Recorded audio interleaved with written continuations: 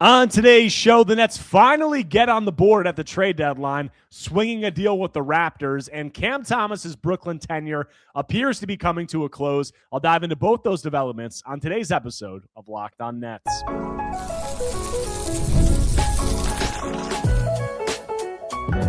You are Locked On Nets, your daily Brooklyn Nets podcast. Part of the Locked On Podcast Network, your team every day.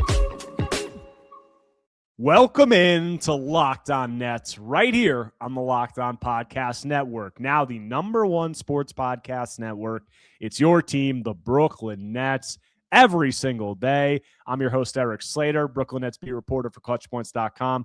Thank you for making me your first listener of the day. The show is 100% free on all those great platforms. Today's episode is brought to you by FanDuel. It's the last call for football on FanDuel. If you're a new customer, bet just $5 and get $200 in bonus bets if you win. And on today's episode, it's trade deadline eve. We got some Nets activity. We got some moves that could be coming. We got some moves that the Nets didn't get involved in. I got Lucas Kaplan coming on the show. We're going to break down all that. Let's go.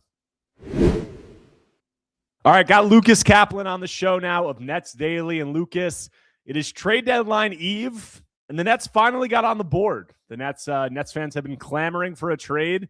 The Nets finally swung one. It wasn't of the magnitude of some of the other deals that we saw across the league, to say the least, but it is a trade nonetheless. The Nets agreed to acquire Ochai Agbaji and a 2032 second-round pick from the Raptors. It was a three-team trade. Chris Paul actually went to the Raptors, but he's not going to play for them. And then the Nets sent the rights to Vanja Marinkovic to the Clippers in the deal. So basically, this was a salary dump. The Nets take on Ochai Agbaji's expiring contract, around $6.4 million.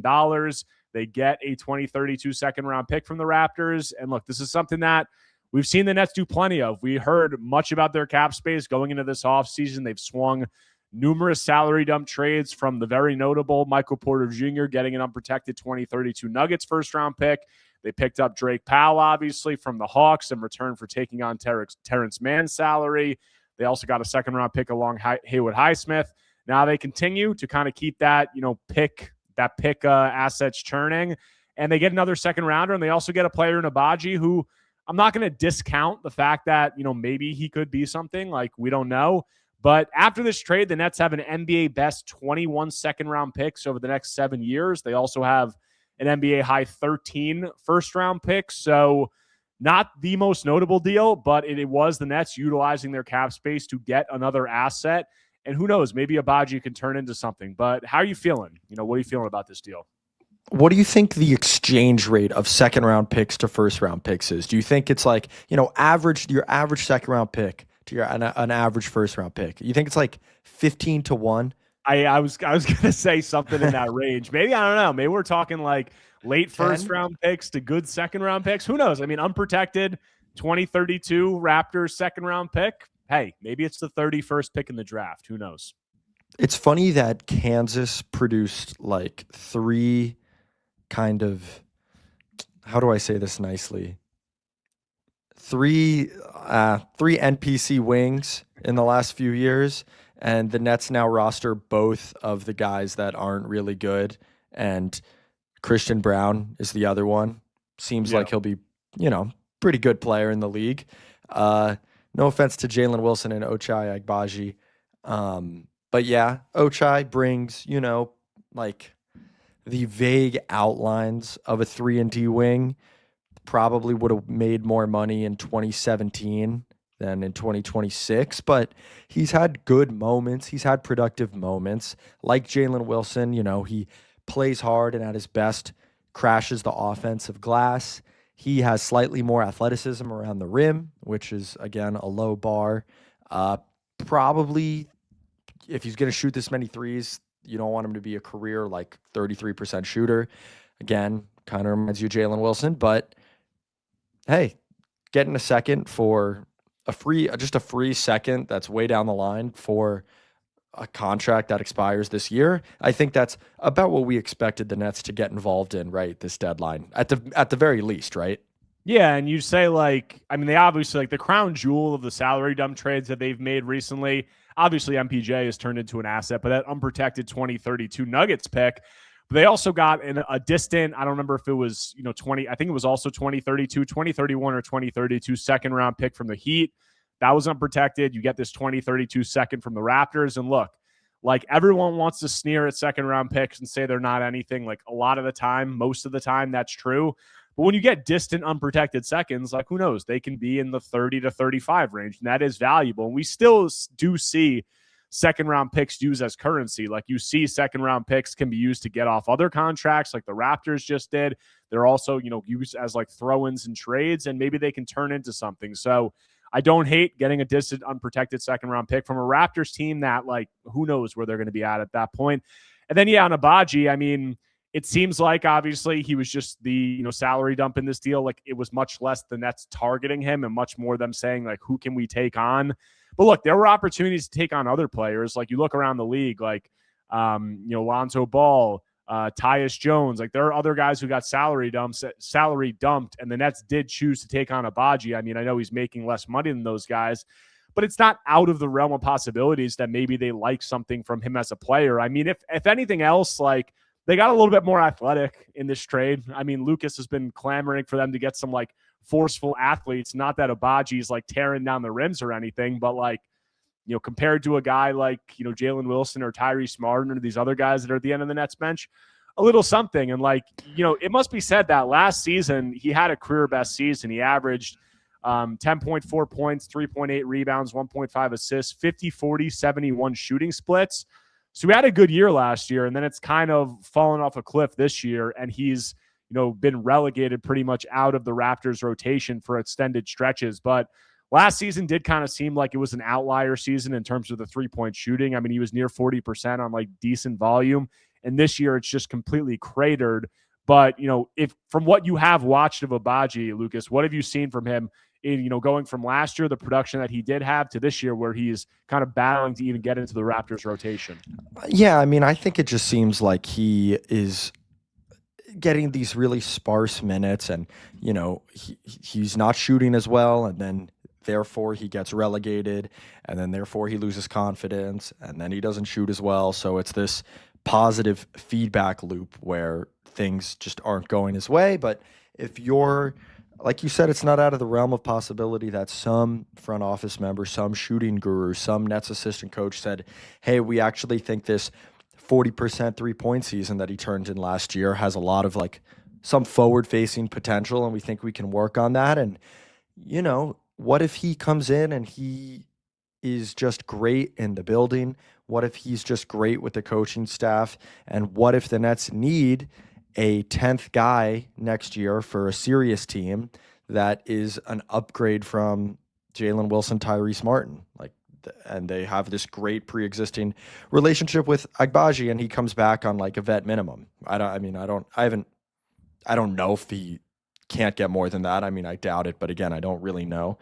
But that is, a reasonable best case scenario for this. And then he hits, 4 threes off the bench in a stunning play-in win over the 2027 Washington Wizards for the right to get destroyed by like the Cavs or something in the first round of next year's playoffs. So it's a very feasible, anything can happen. And I don't know, seems like a good guy. I've heard good things, hard worker, all that stuff. Lucas wish casting a little bit there. But yeah, like it must be said. I mean, when a player's salary dumped like this, I think they're often, kind of thought of as just like a cast off. But look, like the Nets have acquired other guys like, Zaire Williams, like was a salary dump. And like, I don't think that he's going to be a great long-term piece, but he has potential to be like an end of, roster guy who could be valuable. And like you said, like Agbaji, I think that it's fair to say, even though he was just salary dumped, that some people would view him in higher standing to some of the other guys at the end of the Nets roster, whether you talk about a Jalen Wilson, maybe a Tyrese Martin. I mean, the Nets have Haywood Highsmith, who probably is never going to play a game for him. But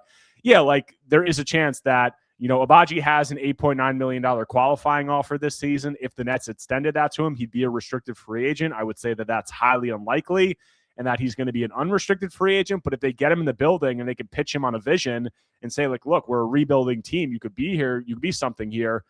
Maybe they can get him back on a minimum deal or something along those lines. And maybe he shows something. So, he could be something. He could be nothing, but definitely a player that has shown some promise in the past. And you get a second round pick alongside him. And with this trade, another storyline is that the Nets now have 16 players on standard contracts after this deal, meaning they have to get rid of somebody. And that brings us to Cam Thomas, who was ruled out for the Nets game on Thursday with due to personal reasons. And it was quickly reported after that he was not on the Nets flight when they departed for Orlando. So, trade deadline day, not on the flight, personal reasons. You can connect the dots. It seems like there's something brewing, whether a trade or potentially Cam maybe even getting waived, but it seems like a trade's probably more likely at this point. I talked about this on last night's pod, when Cam exited that game against the Lakers with, about 5.5 minutes left, and I saw him walk to the bench extremely slowly to the point where, like, the ref was staring down the court ready to inbound the ball. Like, can you hurry up and get off the court so we can continue the game? And I couldn't help but think, like, is that the last time that we're going to see Cam Thomas in a Nets uniform? And it seems like it was. And with that, I also said I wasn't sure, what kind of value he'd have in a trade, if any. Obviously, it's going to be very little. I wasn't sure if anybody would want him. Michael Scotto has reported that the Cavaliers and the Bucks have expressed some interest in Cam. So I'm sure we'll talk about this probably more tomorrow after whatever happens goes down. But what are your feelings on Cam probably at the end of the road here, and the Cavs and Bucks, showing some interest in him? It's at least a little notable that they didn't just give him the out not with team designation, which a lot of teams about to trade players give those players. So, like, I do hope that it's not actually personal reasons. I don't, I guess know that with 100% certainty. Yeah, it must be said. Good. Yeah, and who knows? I mean, maybe it's protection against, like, if they can't find anything. But the fact that, I think it was Mike Scotto, our boy, who mentioned the Cavs and Bucks, and he knows what he's talking about. So the fact that there's, like, two interested teams, there would seem to be, right, not a bidding war, but maybe a bidding back and forth for Thomas's services. And yeah, like, was it really going to end any other way than in kind of disrepute and just like a flame, like, not this big spectacular goodbye explosion, but just watching him go out there and look disengaged? And not that I can really blame him for how he's felt over the last year. I can't really blame him for that. We'll see what he brings to either of these new teams. I hope Nets fans are ready for the first time he has 38 points off the bench in, like, a March victory. I know. Yeah, that's gonna result in some healthy discourse, I'm sure, in the Nets Twitterverse. But yeah, I mean, Cam, how have you felt watching him how would you describe the experience of watching him since he's come back from injury, since the 30-point game? Yeah, I mean, it's just been, I've felt general apathy. I think I've felt, it's clear that both of these sides, don't really serve a purpose for each other anymore. And I think that I felt like we were just counting down the days until the deadline. And it seems like that's the case. I mean, I don't think that, like, Cam, has he looked the most engaged all the time since coming back from injury? No. But I think, like, generally he's done the right thing for the most part. Like, he hasn't been an issue or anything along those lines. He's played in the second unit. He's tried in spurts, and, like, they're kind of just running out the clock. So I think Cam overall, I think that, we'll talk about it more, I think, probably on our next episode after this happens. But it seems like both sides were just running out the clock here. But with that, there were a lot of other big trades that went down around the NBA that involved some rebuilding squads like the Nets, and also some buy low stars that the Nets could have gotten involved in the mix for, it seems like, but chose not to. So why was that the case? What do we think that signals about their plans moving forward? We'll get into all that when we continue Locked On Nets after a quick break. Guys, it's the last call for football on FanDuel. One last Sunday, one final kickoff, the final chance to get in on the action before the NFL season officially comes to a close. This is Super Bowl 60, and FanDuel is making sure you're right in the middle of it with a special offer just in time for the biggest game of the year. Whether you're backing the favorite, riding with the underdog, or building one last same-game parlay, This is the game everyone's been waiting for. This is where predictions turn into plays, stats turn into storylines, and every snap feels bigger. It's the perfect way to cap off the season and make the Super Bowl even more exciting from kickoff to the final whistle. If you're a new customer, bet just $5 and get $200 in bonus bets if you win. Make it count, because after the Super Bowl, the season is over. Last call for football on FanDuel, an official sportsbook partner of Super Bowl 60. Visit FanDuel.com to get started. The NBA trade deadline is basically here, and we want to give you a free month of our new Everydayer Club to help you get ready. If you need a new group chat to keep up with the chaos, join ours. The Everydayer Club gets you access to a group chat on Discord just for Nets fans, plus national chats where you can hang out with fans from across the league. You also get ad-free versions of this show, and if you sign up by the trade deadline on February 5th, you can use code DEADLINE to get your first month free. Tap the link in the show notes to learn more. All right, coming back from the break on today's Locked On Nets episode, talking with Lucas Kaplan on trade deadline eve. And Lucas, we have a lot of big trades that went down around the NBA, and two of them involved unlikely teams and unlikely names going to those teams, with the Utah Jazz and the Washington Wizards. The Utah Jazz acquired Jaren Jackson Jr. for Walter Clayton, Taylor Hendricks. There are a bunch of smaller names. Basically, they gave up 3 first-round picks for Jaren Jackson Jr. The Washington Wizards get Anthony Davis, and they give up a bunch of salary fillers, 2 pretty much fake first-round picks, late first-round picks, and 3 second-round picks. So 2 rebuilding teams in very similar situations to the Nets decide, look, we can get these marquee names for very discounted prices, or in Triple J's, not too much discounted, but a discounted price. And they decide, why not? Let's go in on them. And the Nets had the draft capital, certainly, to be involved in deals like this, and they chose not to. I understand why they chose not to when you look at, what their agenda is for the rest of the season, when you look at those players, their contracts, some of the concerns surrounding their skill sets. But it must be said, these were deals that the Nets could have gotten involved in. We know the Nets are going to try to be more competitive next season, and they chose to pass up on these opportunities. So what do you make of that? What do you make about the Nets kind of sitting this out? Yeah, they're similar in terms of the standings and the snapshot, right, of where the Nets are. But in terms of where the Jazz, Wizards, and Nets are on their kind of long-term unfolding journeys, I would say the Nets are behind. I don't say that in a negative sense, but the Jazz trade for JJJ, and now they have the last of a core 4. You figure Keontae, Lowry, JJJ, Walker, not a great passing group, but a fun, big, right, skeleton of a competitive team, and then they still have more picks that they can trade. Yeah. It's not a good passing group, but they got Ace Bailey, alongside those guys. That'll solve all the passing problems. Don't worry about that. Potential starting shooting guard. That would be a fun lineup next year. But see what I'm saying? That would be a fun lineup next year. The Nets don't have that. If the Nets trade for Triple J and okay, let's say they can somehow, let's say it's Claxton and Mann as salary. It's okay, MPJ, Tripp, Dayron, and Yegor. They're just not there yet. And even with the Wizards, right? They've been stockpiling all these lottery picks, right?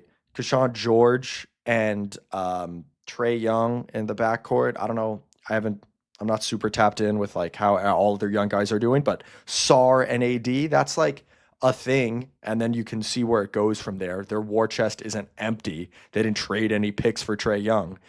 The Nets are not even close to that, and especially when you're watching the rookies show some stuff sometimes, but certainly no one has identified themselves as, you have to build around this guy. He's awesome. Yegor has shown the most flashes, but it's not like you can go take that next step.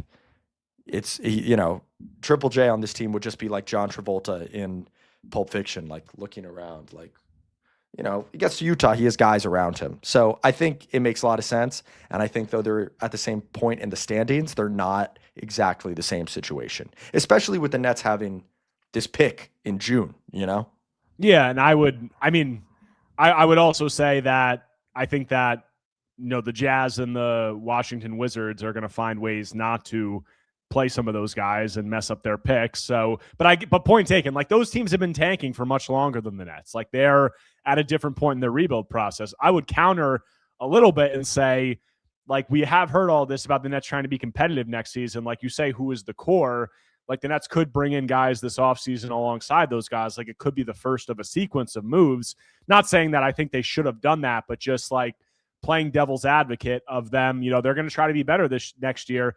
And they passed up on these deals. But ultimately, I do understand why, especially when like you look at some of these guys, like, first of all, I think it's a positive because I think it could have been easy for them to say, like, look, we can get in on these guys on a discounted rate, like they're star names, even though we might not be as, you know, close as some of these other teams, we can do it. And they didn't rush the timeline. They didn't force it, which I think is a positive. I'd also say that, like, you look at Anthony Davis. I mean, I've said people have asked me about Anthony Davis, Nets people, since, you know, he became available. And I said, I would want no part of that. I mean, he's, you know, 30, 40 years old or whatever he is now. He never plays. He's going to want a huge contract extension. I wouldn't want him just because of that. And then also, you know, Jaren Jackson Jr., like, very good player, top 20 player in the league, one of the best defensive players in the league, obviously doesn't rebound at all. But, like, his contract, I don't know. I'm not too crazy. I mean, it's going to be a $200 million contract coming up for him. I'm not too crazy about that deal. I mean, what are your opinions on that? Like, I have a little concern about how that deal is going to age. AD's deal? No, Jaren Jackson Jr. Oh, Jaren's. Yeah, I mean, the thing about buying low on a star is everyone wants to buy low on a star until it's time to buy low, and you're dealing with them at the zenith of their value. That being said, I mean, I don't think Jaren is quite there. You can have some concerns with it. Like, as someone said the other day, why did the Grizzlies, you know, not work out this iteration of them? Well, like, their max guys didn't really perform up to the level of being max guys every day. It's hard to look at the Grizzlies and be like, well, it was all the supporting pieces. It's like John, Jaren, you know, and to an extent, Bane, I guess, didn't really perform as they needed to. And I mean, I don't really have too many concerns with Jaren. Like, he is going to be a really productive player, and he's not that old, so I don't see his productivity falling off a cliff in terms of an age-related decline. But the Nets, like, they just don't need to box themselves in right now. That's what the AD thing would be, and that's what it feels like Jaren would be too. It's like, why would they box themselves in? Even MPJ, like, if you extended him at the same number, it'd be like, okay, you're a quarter of the cap, maybe less, and you can clearly scale up and down in usage, not exactly boxing us in. So I think it's more, and you hear Sean say this all the time, Sean Marks, and I take him at his word when he says, like, it's all about maintaining flexibility, every possible avenue. When you bring in JJJ, it's not only from a roster standpoint, you're kind of narrowing your potential pathways, but also from a lineup and, like, the things you have to put around him with some of his deficiencies. So it boxes you in. Yeah, you have to build around him. And, like, we look at the Jazz making this deal. They have a jumbo wing in Lauri Markkanen, and they have a really good rim protecting and rebounding center in Walker Kessler alongside him. So I understand from that perspective, like, why the Nets didn't want to do this. But I will say, again, playing devil's advocate, you know, we talked not too long ago on this podcast during a Fan Take Friday, people asking us, how are they going to be more competitive? Like, what are the next steps of the rebuild? And both of us said, you know, the most realistic avenue we could see is, like, you got to have those bridge guys. You know, you try to get those bridge guys to take you into the next iteration of the team. And we said those would probably come in the form of buy low candidates. And you look around the league, like, you know, Trae Young gone, Jaren Jackson Jr., Anthony Davis, Ja Morant. Doesn't seem like the Nets are in on that. Like, these are a lot of buy low guys, and the Nets haven't been on them. And it does seem like the Nets are going to try to be better next season because they owe that swap. Look, maybe they're operating with the mindset that we've said that they should, which is that swap is completely out the window and they don't care and it doesn't factor into their thought process. I don't necessarily believe that. I think they're going to try to be better, and then passing up on these moves, it would lead you to believe that they have something else that they think they're going to be able to do this offseason to add to the roster around, you know, whoever else is still here, whether it's Michael Porter Jr., whether it's the rookies.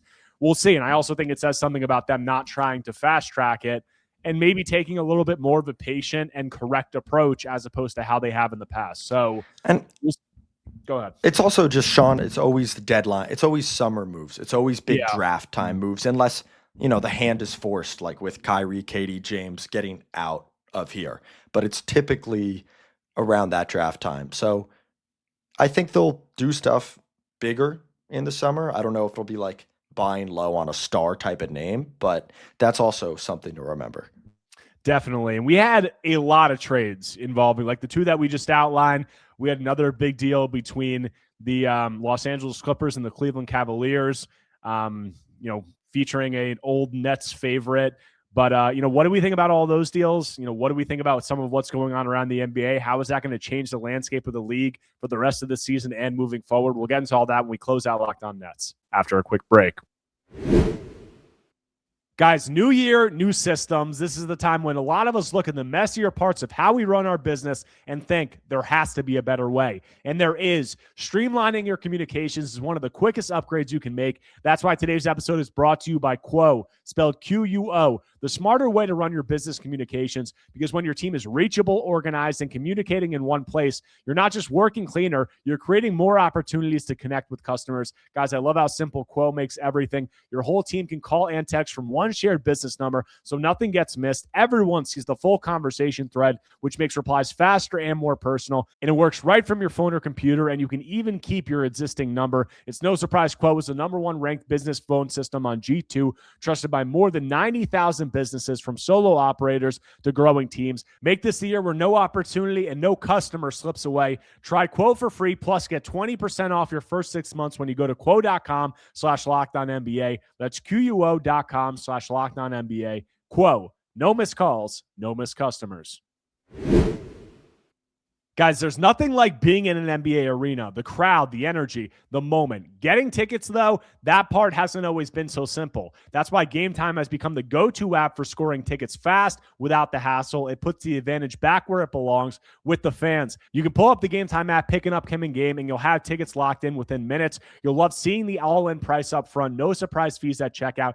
Being able to see the view from the seat before buying makes the decision easy, and zone deals will stand out. Choose the section, Game Time picks the seats, and you save. So take the guesswork out of buying NBA tickets with Game Time. Download the Game Time app, create an account, and use code LOCKEDON for $20 off your first purchase. That's code LOCKEDON for $20 off.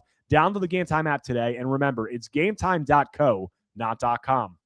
All right, coming back from the break, closing out today's Locked On Nets episode, got Lucas Kaplan from Nets Daily here. And Lucas, just talking about the whole league now, like taking a wider view of what's going on. We had a lot of big trades. Like, we just hit on two of them briefly. We also had the Clippers and the Cavaliers executing a blockbuster. Of all these deals, like, which one do you find the most interesting? Like, which one do you think just like caught your eye the most? I mean, I probably think it is Harden to Cleveland, just in terms of this year. I get why both sides did it. I can't wait to watch that team again, a new Harden team in the playoffs.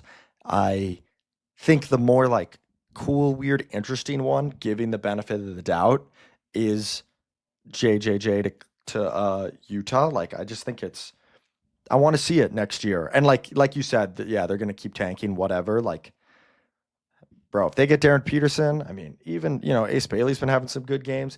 But like any high draft pick they could get, like, I'm just excited to see kind of this huge passing limited, like, weird funky ass team. And that's kind of my long-term one. And then Harden to Cleveland is my short-term interest. I think that's not a very hot take. Yeah, and we had all three of those trades, the Harden one, the Triple J one, the Anthony Davis one, all kind of came out of nowhere and had guys going to unlikely destinations. The Harden and Clippers one I find very interesting because, I think it drew a lot of the headlines, like James Harden asking out of another situation, 4th trade request in 6 years and all that. And look, like, it was pretty interesting for James Harden to ask out of a situation where the Clippers are 16-4 over their last 20 games and finally seemingly had righted the ship. But at the same time, it's a deal that kind of makes sense for both sides. I mean, at least from the perspective of, if I'm the Clippers, am I necessarily a huge believer in Darius Garland moving forward? Maybe, maybe not. But if you can turn a 37-year-old James Harden into a guy who's a decade younger than him and has shown the flashes that Darius Garland has shown, and you get a second-round pick alongside him, like, I think that that's a deal that you definitely make. And then from the Cavaliers' perspective, I mean, this is a pretty, huge admission on their part that they had no faith whatsoever in Darius Garland, probably, a lot having to do with the injury concerns. But bring in a 37-year-old James Harden, instead of keeping a guy like Darius Garland, like, you could say that makes them better in the short term. I certainly think it does. But it's pretty funny because, like, you're building towards this playoff situation where you're really going to need these guys to be firing on all cylinders. And they're bringing in James Harden, who I wouldn't say is necessarily known for his clutch playoff brilliance throughout the course of his career. Well, I might have something to tell you about the guy they shipped out for him. I mean, yeah, I get it, but he's also, I think he also plays, which Darius Garland doesn't. Yeah. He also, I think, career true shooting, I looked it up in the playoffs, like of 59%. Garland's around 54, 55. And that's with Harden playing a lot of playoff games in an era where league average true shooting was much lower than it is now. I'm always going to go to the mat, defend him, but like even taking that out of it, I do see, they get bigger. I think the small backcourt in general has killed them over the years. I think he is a little bit of like particularly a better fit for their bigs, like when Donovan Mitchell goes to the bench, or if you want to run some off-ball stuff with Mitch, who's like one of the great catch and shoot players in the league. Like he just has immense gravity off the ball. Harden is just so good at, and Garland was good at this too, but Harden in terms of throwing the pocket passes to Mobley in the short roll, throwing lobs to Allen, or like, looking at Allen on the roll and like throwing a no-look pass across the court to Donovan for three. It just seems like it's a better fit. And not to mention the fact that he plays, the fact that he's just more productive, and the fact that he's bigger. Man, why didn't the Nets get on in this? Any reason? Any reason why? Yeah, I mean, I think a point taken. I mean, I agree with you what you said. Like, he's like, Garland's not a bad passer, but I think more of a score first guy. Like, I think that James is a superior passer. I mean, he's one of the best pick and roll playmakers that the league has probably ever seen. So that's going to be interesting there. I think it's also interesting the fact that there were reports coming out of Cleveland that Donovan Mitchell had voiced some desires for them not to stand pat at the deadline. And I think that this move, trading a younger guy like Darius Garland for a 37-year-old like James Harden, very much a win now move. And it seems like a move to appease Donovan Mitchell, whose contract is going to be up in not that long. And like, this is what, Nets people do. Like, Donovan Mitchell has been linked to the Nets in the past. Like, who knows what happens in that situation? If they flame out, I don't know, maybe it's like Donovan Mitchell and Edwards, whatever other crazy scenarios Nets fans are cooking up. But Donovan Mitchell, a name to keep an eye on. And then, closing that out outside of this, I do think that the Jazz deal, I think, very interesting, because I think, like, you look at that, they're just a massive team now. I mean, like, you look at the guys between Kessler, Triple J, Lauri Markkanen, you have Keontae George. If Ace Bailey is that guy for now, like, that is a really, really big team. And like you said, like, if they somehow spike one of the top picks and they get lucky and they get a Darren Peterson or someone like that, like, you're talking about a small market team like Utah, who is always going to struggle, getting on, star trade request lists, like getting guys in free agency. If anybody ever does change teams via free agency, like, I kind of tip my cap to them, saying, like, they got these guys, they have a chance to get another homegrown star through the draft. And that's something that is not always the easiest endeavor for a team like Utah. Definitely not. And I like that it doesn't box them in. Like, this is kind of what we were talking about with the Nets. Like, you can't go, and why we're, not really buying a lot of the Giannis stuff. You can't go from the basement to the attic in one move. Like, you got to have the upgrade first, and then you got to have like the playoff level team and see what happens from there. You got to see how Keontae George, plays in this really weird ecosystem that he's going to be in next year. And intake data. And this was always something when you hear people around the league praise the Thunder for, how much data they gathered over the years that they weren't good, and then how much data they gathered in that year when they had Giddey and they were a first round out or whatever it was. Like, the Nets right now gathering data on the rookies and the young guys and Noah Clowney that may be part of the future. This is one, very experimental phase. And then next year or the year after, when they get a little better, right? Like, it's kind of a different phase. Okay, how does Noah Clowney respond when, like, he can't be the worst high volume 3-point shooter in the league? And, we have a little bit more consistency in terms of lineups, and, like, we're trying to make a play and push. How does he respond to that? And how does he respond to Dayron next to him instead of Clax or whatever it is, right? And so I do like that the Jazz are and the Wizards, honestly, like, even though it's a little clunkier to me, I like that they're both like, okay, this is the next phase of R&D, and we're going to see how it goes. And when the Nets make that move, whatever it is, like, I think it'll be a very cool, day. I don't know if they're there yet. I don't know if they think they're there this summer, but, like, I'm excited for that, before they get to hopefully contending and stuff. Certainly, Lucas. Appreciate taking the time. Going to try to have you back on tomorrow. We'll probably know Cam Thomas's fate. Where is he? The Nets will also have a game against the Magic. So we'll have you back on for all that, but appreciate taking the time as always. That does it for today's episode of Locked On Nets. If you guys enjoyed the talk with Lucas, if you do not already, make sure to subscribe to Locked On Nets on YouTube and wherever you get your podcasts, whether Apple Podcasts or Spotify. If you enjoy my content, take a second right now, smash that like button, leave a comment, leave a 5-star review. Anything you can do to engage is much appreciated. And that's got the Orlando Magic tomorrow. It also is going to be trade deadline day, so I'll have coverage of all that and more when I'm back tomorrow talking more Brooklyn Nets basketball.